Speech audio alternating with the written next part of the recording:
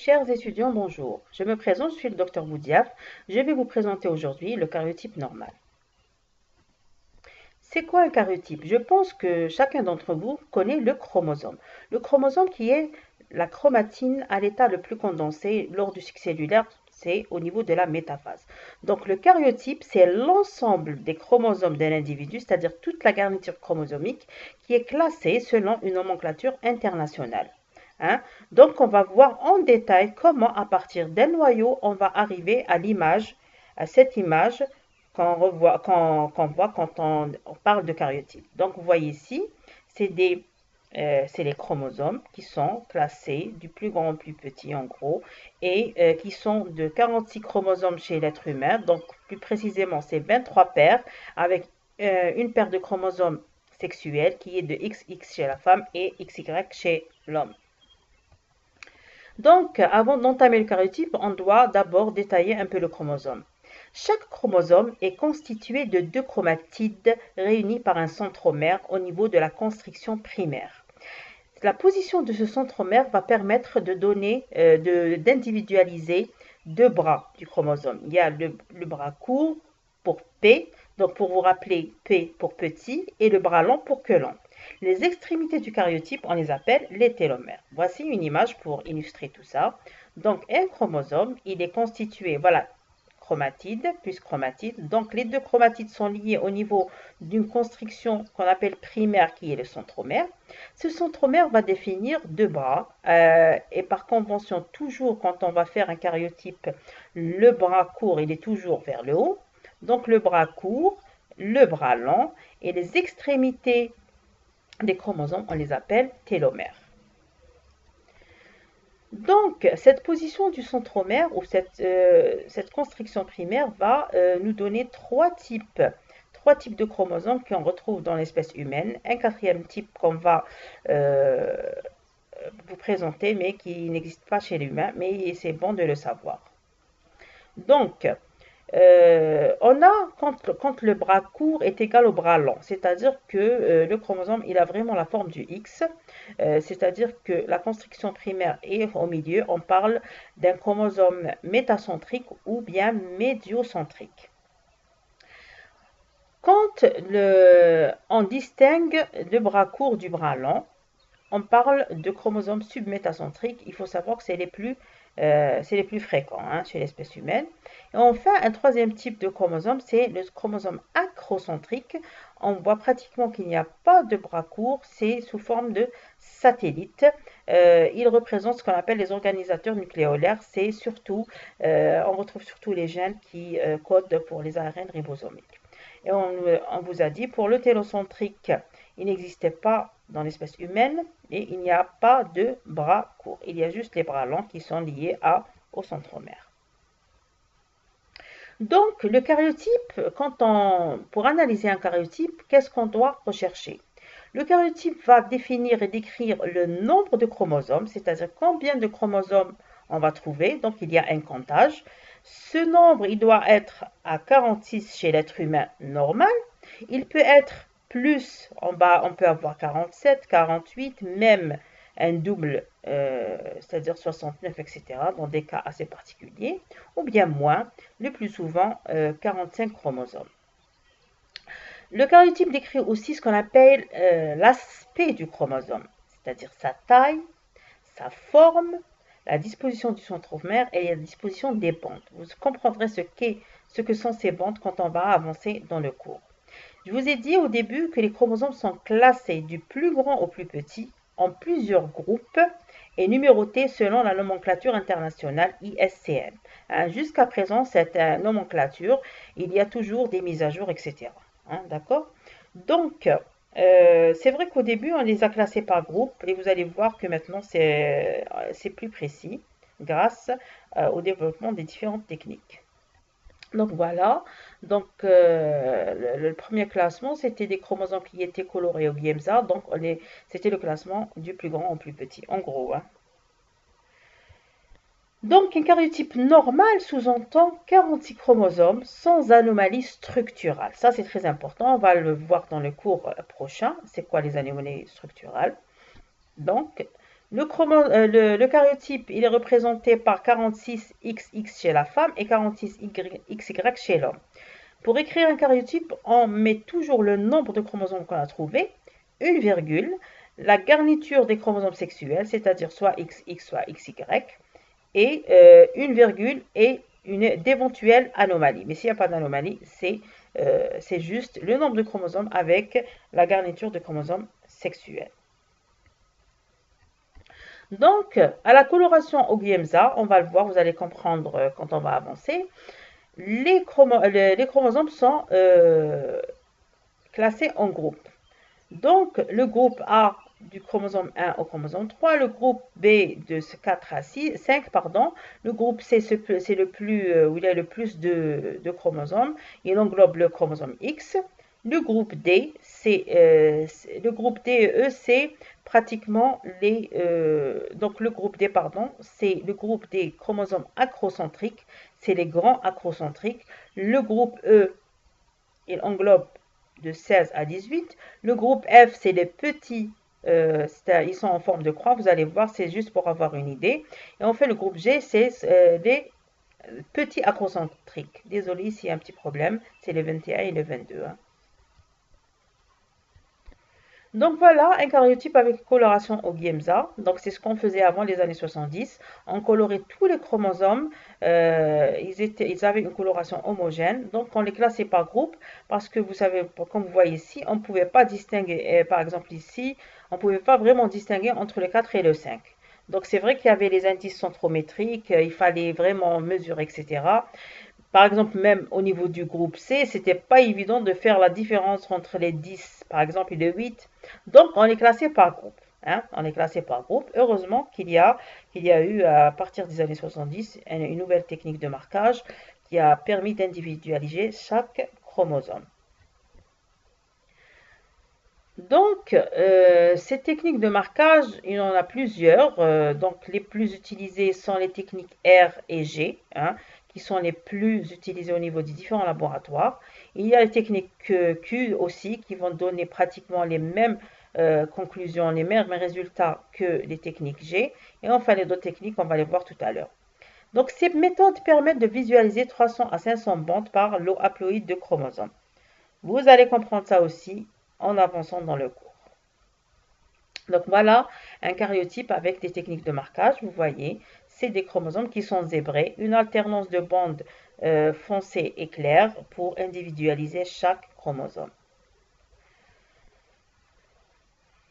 Donc ici, les chromosomes sont considérés comme une suite de bandes claires et sombres, comme je vous avais dit, c'est-à-dire des bandes qui ont pris la coloration et des bandes qui n'en ont pas pris. Et les points de repère. Les points de repère sont le centromère, les télomères et certaines bandes aussi.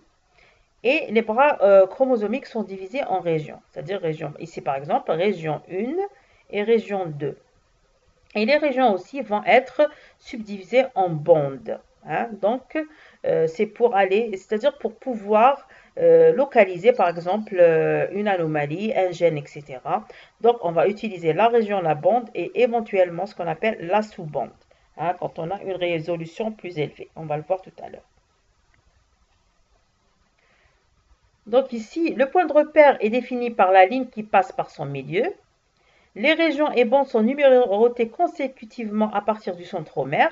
Les régions adjacentes au centromère portent le numéro 1, donc vous le voyez ici par exemple. Donc à partir du centromère, on a 1, 2, 3, etc. Donc là aussi 1, 2, etc. Plus on est proche, plus c'est le 1, puis on va crescendo.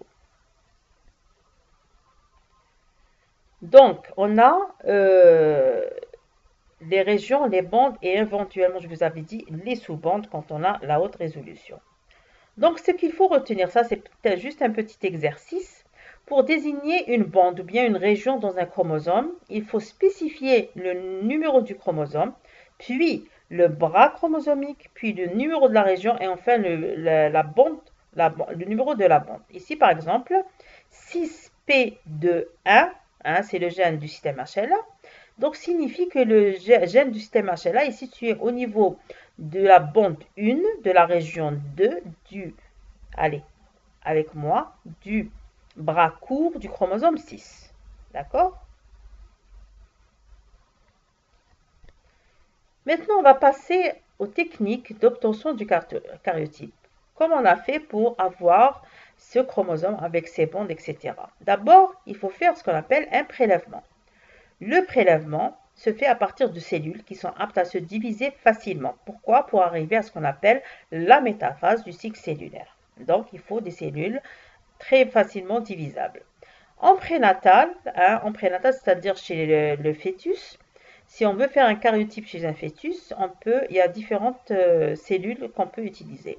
Soit les cellules amniotiques fœtales, ce qu'on appelle par amniosynthèse, c'est entre la 15e et la 17e semaine d'aménorrhée, soit les cellules trophoblastiques par choriosynthèse, soit les cellules sanguines fœtales par chordosynthèse. Donc, chacune a ses indications, etc. Je ne vais pas rentrer dans les détails. Hein. En postnatal, on a ce qu'on appelle les fibroblastes qu'on peut prélever par biopsie cutanée. Ces cellules-là sont très intéressantes parce qu'elles sont capables de maintenir une croissance continue pendant plusieurs générations, c'est-à-dire si on veut avoir un karyotype fiable, on prend les fibroblastes. En général, on prend les fibroblastes pour confirmer certains cas où on ne peut pas trancher avec les cellules sanguines. Mais ça prend beaucoup de temps, donc la croissance demande de 1 à 3 semaines. Et enfin, les cellules les plus utilisées sont les lymphocytes, c'est-à-dire à partir d'un prélèvement sanguin, on peut faire un karyotype, c'est-à-dire c'est pas invasif du tout et on a en principe les résultats. La culture elle est de 72 heures, donc les résultats sont plus rapides que le karyotype avec les fibroblastes. Donc c'est une ponction veineuse périphérique.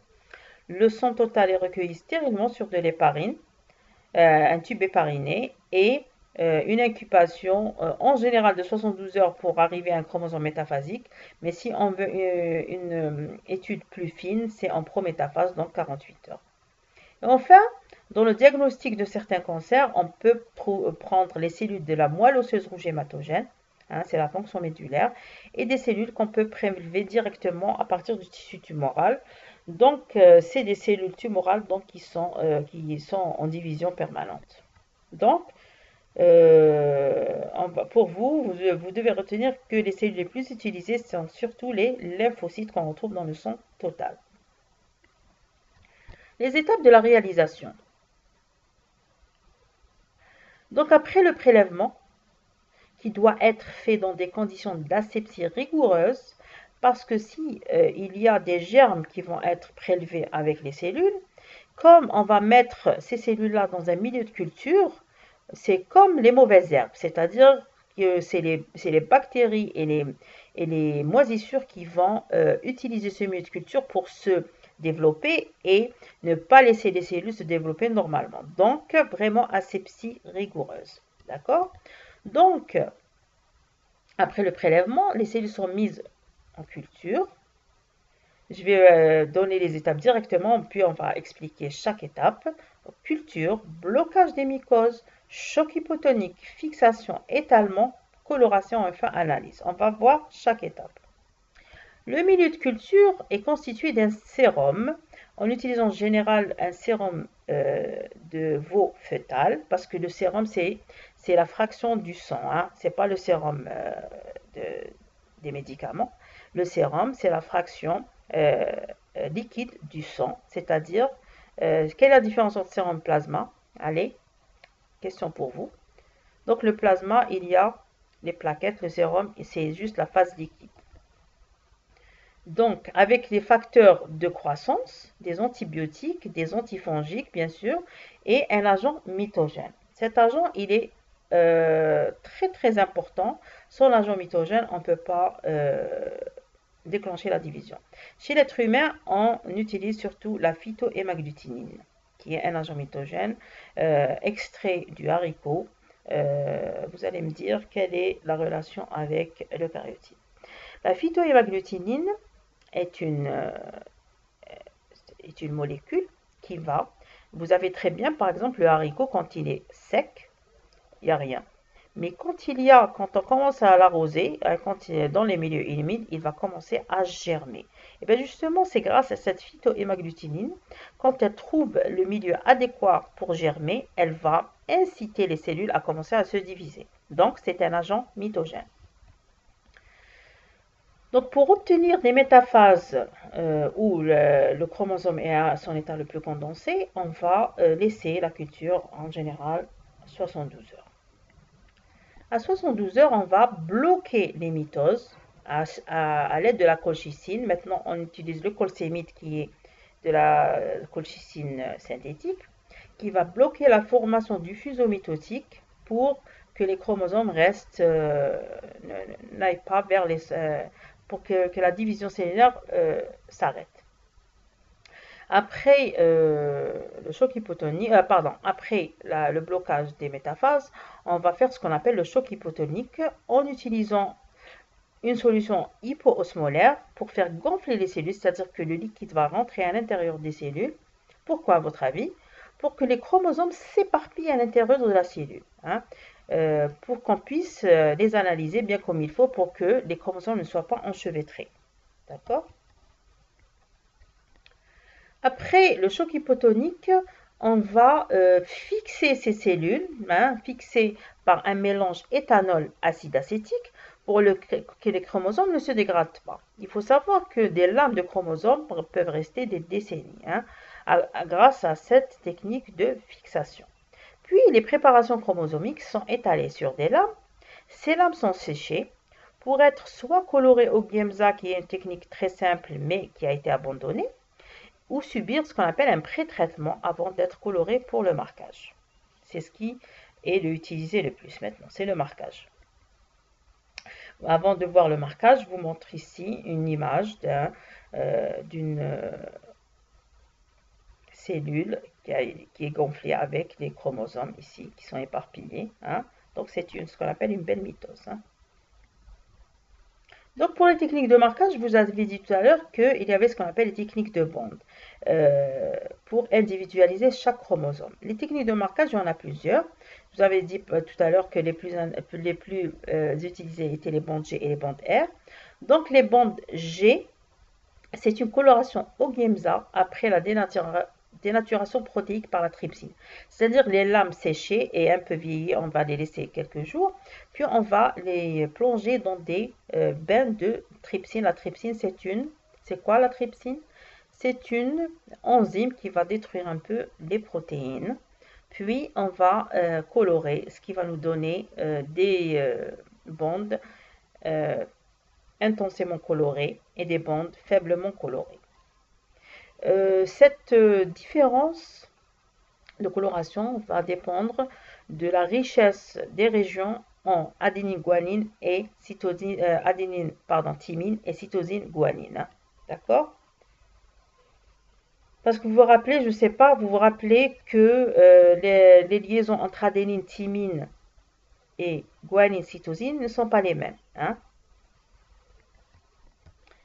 Pour les bandes R, aussi très utilisées, donc c'est une coloration Giemsa après un pré-traitement à la chaleur, c'est-à-dire qu'on va mettre ces lames dans des bains-maries et puis on va les colorer. On aura une distribution inverse des bandes, c'est-à-dire que ce qui était foncé dans les G deviendront clairs dans les R et vice-versa, d'où le nom de R pour reverse.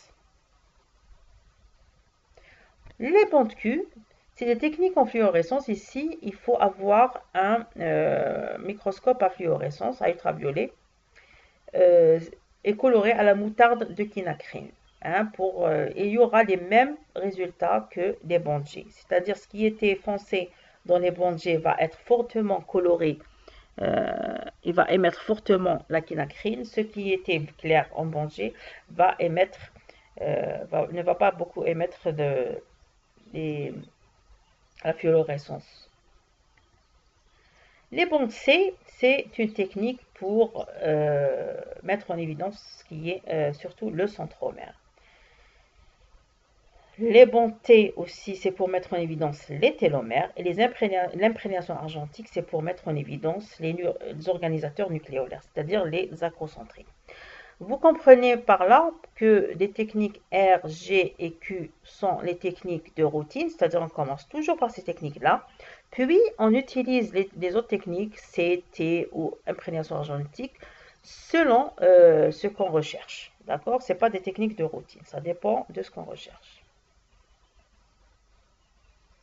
Donc, après coloration, on va analyser ces chromosomes. Donc, les chromosomes sont classés et analysés. La procédure classique d'antan était de prendre des photos et de découper ces chromosomes et les classer par paire. Mais actuellement, heureusement, ça a fait gagner beaucoup de temps. Les chercheurs ont mis en point un système d'analyse informatique, c'est-à-dire qu'on va utiliser une caméra reliée à un ordinateur, et cet ordinateur, il y a un logiciel spécifique qui va aider à l'analyse de ces chromosomes, qui va nous faire gagner beaucoup de temps. Donc voilà un résumé de la technique. C'est du son périphérique ici avec de la phytohémagglutinine. Hein. Bon, synchronisation, ça, on ne va pas rentrer dans les détails, ça c'est dans la pratique. Donc après 72 heures, ça, le kit Synchro 7, c'est surtout pour synchroniser les métaphases, c'est-à-dire pour qu'on ait le maximum de cellules qui sont en métaphase à 72 heures. Hein. C'est comme un booster. Puis on va rajouter pour le bloc la colchicine pendant 1 heure. Puis on va faire ce qu'on appelle le choc hypotonique, la fixation, étalement sur l'âme, fixation, et enfin coloration et analyse. Ça, c'est un résumé de tout ce qu'on a vu. Donc, on a vu la technique de karyotype simple de routine. Maintenant, on va voir les techniques spéciales. Pourquoi, à votre avis, on aura recours à ces techniques spéciales? Il faut toujours faire confiance à la clinique. C'est-à-dire, si on a un syndrome, quand on parle de syndrome, c'est-à-dire plusieurs signes. En général, quand il y a plusieurs signes chez un individu, c'est une histoire chromosomique. D'accord? Donc, si sur le plan clinique, on suspecte un syndrome particulier ou bien on recherche plutôt un syndrome qu'on ne connaît peut-être pas, et que le karyotype normal revient entre guillemets normal. Ça ne veut pas dire que les choses sont normales à 100%. Il faut aller plus loin. C'est pour ça qu'on va utiliser ce qu'on appelle les techniques spéciales. Parmi ces techniques spéciales, on va voir les techniques de haute résolution. C'est une analyse fine du karyotype par les études des cellules en prométaphase. C'est-à-dire ici, le chromosome n'est pas condensé à 100%. Il reste quand même un peu décondensé. C'est pour détecter ce qu'on appelle les microdélétions ou bien des anomalies plus fines que dans le karyotype normal. Donc, tout à l'heure, on avait parlé de 300 bandes. Maintenant, on arrive jusqu'à 1000 bandes par lot haploïde. Donc, c'est une analyse plus fine. Ici, c'est un exemple. Quand vous voyez, ici, c'est un karyotype, un chromosome métaphasique. Et plus on est loin de la métaphase, c'est-à-dire avant d'arriver à la métaphase, et vous voyez le chromosome, comment il peut être fin. Donc, on peut détecter des lésions qu'on ne pouvait pas détecter à ce niveau-là. Vous voyez la différence. Regardez là, ici, c'est foncé. Donc, cette partie-là est devenue une succession de 3 bandes, etc., etc. Donc, on peut analyser des anomalies vraiment plus fines. Donc, vous voyez ici, c'est le schéma. Donc, cette bande, c'est une seule bande noire. Moins on est dans la condensation, vous voyez qu'on peut individualiser ici 2 bandes, ici pratiquement 3 bandes sombres. Donc, ici par exemple, s'il y a une anomalie à ce niveau-là, on peut la détecter et on ne peut pas la détecter ici. Vous voyez? Parmi les techniques spéciales aussi, on est ici à cheval entre la cytogénétique et la moléculaire, la génétique moléculaire. Donc, on utilise des sondes d'ADN marquées spécifiques, c'est-à-dire que c'est des fragments d'ADN qui sont synthétiques, qui sont complémentaires à des fragments d'ADN qu'on veut rechercher sur le chromosome ou bien voir s'il y a des anomalies ou non. Parmi ces techniques de cytogénétique moléculaire, il y a la FISH. hybridation in situ en fluorescence. C'est un outil diagnostique de routine des laboratoires de cytogénétique pour caractériser de manière ciblée les micro-remaniements chromosomiques non détectables par le karyotype classique. Ici, c'est un exemple. Voilà, ici, une peinture chromosomique qui va nous détecter ici le chromosome 22. Ici, on remarque qu'il y a 3 chromosomes 22. C'est quoi une peinture chromosomique? C'est-à-dire que c'est plusieurs sondes, on utilise plusieurs sondes à la fois pour individualiser un chromosome. Ici, comme on dit, c'est la Rolls-Royce du karyotype, c'est le karyotype multiplex. C'est-à-dire que c'est un seul karyotype qui va nous permettre d'analyser tous les chromosomes en même temps. Et chaque chromosome, il aura une couleur particulière en utilisant les peintures chromosomiques. Et s'il y a une modification d'une couleur quelque part, on saura qu'il y a un problème. Il faut savoir que ces couleurs, etc., c'est bien sûr, on a un atlas à côté pour comparer.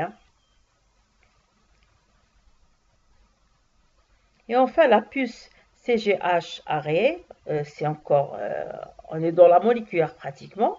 Elle nous fait gagner beaucoup de temps. C'est une puce qui permet la détection de microdélétions ou amplification au niveau de tous les génomes à partir de 5 à 10 kilobases. Et c'est une technique c'est-à-dire qui va pratiquement, comment dire,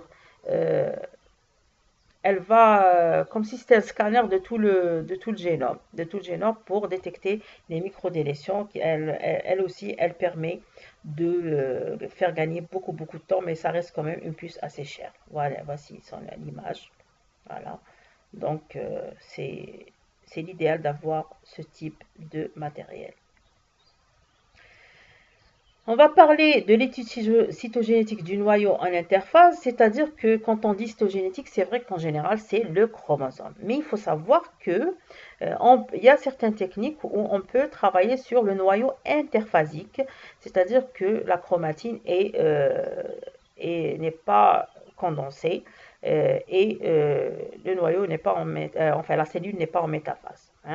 Donc, comme exemple, on a ce qu'on appelle le corpuscule de Barr, qui est une petite masse d'hétérochromatine triangulaire plaquée contre la face interne de la membrane nucléaire. C'est quoi ce corpuscule de Barr? C'est le deuxième chromosome X chez la femme. Donc, quand vous savez très bien que la femme, elle a 2 X et que l'homme, il a un seul X, pour qu'il n'y ait pas beaucoup de différence sur le plan morphologique entre l'homme et la femme, parce que le X, il a beaucoup de gènes qui rentrent même dans la physiologie du corps. Donc, beaucoup de gènes sont en dormance. Donc, il est sous forme d'hétérochromatine facultative. On le recherche dans le syndrome de Turner, ce corpuscule de Barr, dans le Klinefelter et les ambiguïtés sexuelles. Qu'est-ce que ça veut dire? C'est-à-dire, si on a dans le Turner, Klinefelter et ambiguïté, on va en parler dans les maladies chromosomiques, ok? Pour ne pas perdre de temps. On a aussi une autre technique de la cytogénétique sur noyau interphasique, c'est la coloration de cellules masculines à la quinacrine qui permet de révéler un point brillant au sein du noyau, ce qui correspond à une partie du chromosome Y. La cytogénétique moléculaire peut s'appliquer également sur des noyaux interphasiques pour détecter des anomalies de nombre et de structure. Voilà, selon la nomenclature internationale, ça a été introduit en 2009. Voilà un exemple. Cancer du foie, donc ici vous voyez 3 points jaunes qui vont nous dire qu'il y a 3 copies du chromosome 20. Maintenant on va finir par ce qu'on appelle les indications du karyotype. Quand est-ce qu'on va demander ce fameux karyotype? Donc ce karyotype il est demandé devant toute malformation congénitale, surtout multiple. Qu'est-ce que ça veut dire? Ça veut dire un bébé qui va naître avec plusieurs malformations. Au niveau de la tête, par exemple, au niveau du cœur, au niveau de l'estomac, au niveau des pieds, etc. Quand on a plusieurs signes, ça nous fait penser à un problème chromosomique. Qu'est-ce que ça veut dire? C'est-à-dire qu'il y a plusieurs gènes qui ne sont pas là ou qui sont en plus. Plusieurs gènes. C'est pour ça qu'on dit malformation congénitale, surtout multiple. Un retard de croissance aussi chez une fillette. ça va faire suspecter ce qu'on appelle le syndrome de Turner. On va le voir quand on va faire les maladies chromosomiques. Donc, on demande aussi un karyotype. La suspicion d'un syndrome de Klinefelter, aussi, on va le voir. Hein. Donc, je ne vais pas m'attarder maintenant. Un déficit intellectuel. Devant tout déficit intellectuel, il faut faire un karyotype. Pourquoi? Parce que le fonctionnement du cerveau est tellement complexe qu'il nécessite l'action de plusieurs gènes pour qu'il y ait un travail normal. Donc, quand il y a un déficit intellectuel, en général, il y a plusieurs gènes il y a une anomalie de plusieurs gènes, donc ça nous fait penser directement à une anomalie chromosomique. Donc, devant tout déficit intellectuel, demandez un karyotype. Les avortements à répétition aussi. Donc, un avortement, c'est un accident. Deux, juste. Mais à partir de 3 avortements chez une femme, il faut toujours demander le karyotype des parents. Hein, parce que peut-être qu'il y a ce qu'on appelle des anomalies équilibrées qui vont entraver le processus d'avoir un bébé normal. La stérilité de couple aussi, hein, devant tout couple stérile en général, dans le bilan, on demande le karyotype du couple, des deux, aussi bien de la femme que de l'homme. Des antécédents de maladies chromosomiques dans la famille. C'est par exemple une famille où il y a un enfant trisomique, ça serait bien de faire l'amniosynthèse pour l'enfant prochain, surtout si c'est un enfant issu d'une famille qui est encore jeune. L'ambiguïté sexuelle, c'est-à-dire là aussi c'est une prise en charge, c'est pratiquement une urgence médico-chirurgicale. Devant toute ambiguïté sexuelle, il faut faire un karyotype pour définir le sexe génétique de l'enfant.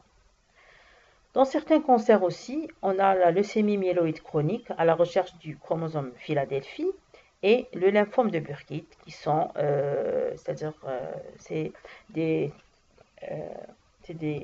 cancers où on trouve des anomalies chromosomiques bien précises.